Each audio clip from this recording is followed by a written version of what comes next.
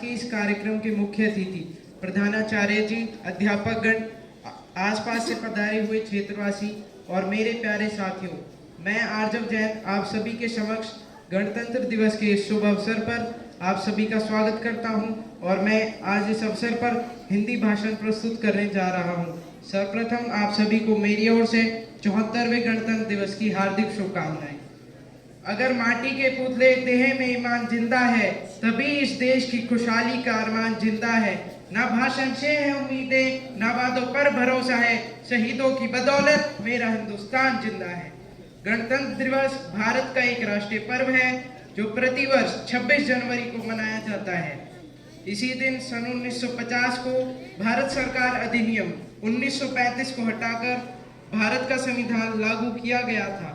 एक स्वतंत्र गणराज्य बनने और देश में कानून का राज स्थापित करने के लिए संविधान को 26 नवंबर 1949 को भारतीय संविधान सभा द्वारा अपनाया गया और 26 जनवरी 1950 को इसे एक लोकतांत्रिक सरकार प्रणाली के साथ लागू किया गया था। 26 जनवरी को इसलिए चुना गया था क्योंकि 1930 में इसी दिन भारतीय राष्ट्रीय कांग्रेस का अधिवेशन भारत को पूर्ण स्वराज घोषित किया था। मुझे न तन चाहिए न धन चाहिए, बस अमन से भरा ये वतन चाहिए। जब तक जीऊं इस मातृभूमि के लिए और जब मरूं तो तिरंगा कफन चाहिए। सन 1929 के दिसंबर में लाहौर में भारतीय राष्ट्रीय कांग्रेस का अधिवेशन पंडित जवाहरलाल नेहरू की अध्यक्षता में हुआ। उस दिन भारत की पूर्ण स्वतंत्रता के निश्चय की घोषणा की और अपना सक्रिय आंदोलन आरंभ किया। उस दिन से 1947 में स्वतंत्रता प्राप्त होने तक 26 जनवरी स्वतंत्रता दिवस के रूप में मनाया जाता रहा। इसके पश्चात स्वतंत्रता प्राप्ति स्वीकार किया गया। उनके हौसलों का भुगतान क्या करेगा कोई, उनकी शहादत का कर्ज देश पर उधार है। आप और हम इसलिए खुशहाल हैं क्योंकि सीमा पर सैनिक शहादत को तैयार है। भारत के स्वतंत्र हो जाने के बाद संविधान सभा की घोषणा हुई और इसने अपना कार्य 9 दिसंबर 1946 से आरंभ कर दिया। डॉक्टर भीमराव अंबेडकर, जवाहरलाल नेहरू, डॉक्टर राजेंद्र प्रसाद, सरदार वल्लभ भाई पटेल, मौलाना अबुल कलाम आजाद आदि इस सभा के प्रमुख सदस्य थे, जिसमें प्रारूप समिति का कार्य संपूर्ण संविधान लिखना या निर्माण करना था। प्रारूप समिति के अध्यक्ष विधिवेत्ता डॉक्टर भीमराव अंबेडकर थे। प्रारूप समिति ने और उसमें विशेष रूप से डॉक्टर अंबेडकर जी ने 2 साल 11 माह 18 दिन में भारतीय संविधान का निर्माण किया और संविधान सभा के अध्यक्ष डॉक्टर राजेंद्र प्रसाद को 26 नवंबर 1949 को भारत का संविधान सुपुर्द किया। इसलिए 26 नवंबर को भारत में संविधान दिवस के रूप में प्रतिवर्ष मनाया जाता है।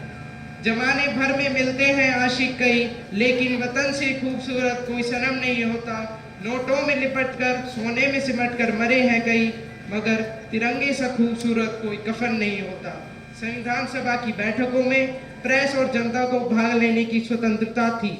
अनेक सुधारों और बदलावों के बाद सभा के सदस्यों ने 24 जनवरी 1950 को संविधान की 2 हस्तलिखित कॉपियों पर हस्ताक्षर किए। इसके 2 दिन बाद संविधान 26 जनवरी को देश भर में लागू हो गया। कोई हस्ती कोई चाह पे मरता है, कोई नफरत तो कोई मोहब्बत तो कोई लगाव पे मरता है। यह देश है उन दीवानों का, यहाँ हर बंदा अपने हिंदुस्तान पे मरता है। गणतंत्र दिवस की पूर्व संध्या पर राष्ट्रपति राष्ट्र के नाम संदेश देते हैं। 26 जनवरी को भारत के राष्ट्रपति के द्वारा दिल्ली के लाल किले पर भारतीय ध्वज फहराया जाता है। पहले गणतंत्र दिवस के मौके पर दिल्ली के पुराने किले से देश के प्रथम राष्ट्रपति डॉक्टर राजेंद्र प्रसाद ने पहली बार तिरंगा झंडा फहराया था। प्रत्येक वर्ष गणतंत्र दिवस के मौके पर किसी न किसी विदेशी राष्ट्रीय अध्यक्ष को मुख्य अतिथि के रूप में बुलाना भारत की परंपरा रही है। इस वर्ष मिस्र के राष्ट्रपति अब्देल फतेह अल सीसी गणतंत्र दिवस की परेड में मुख्य अतिथि के रूप में शामिल होंगे। आओ झुककर सलाम करें उनको जिनके हिस्सों में ये मुकाम आता है। खुश नसीब होता है वो खून जो देश के काम आता है।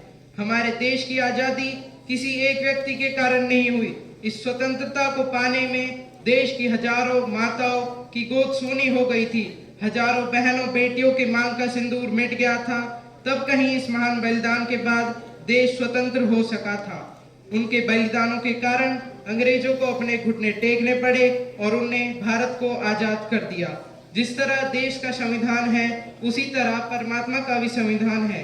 यदि हम सब देश के संविधान की तरह परमात्मा के संविधान का पालन करें तो समाज अपराध मुक्त व सशक्त बन सकता है।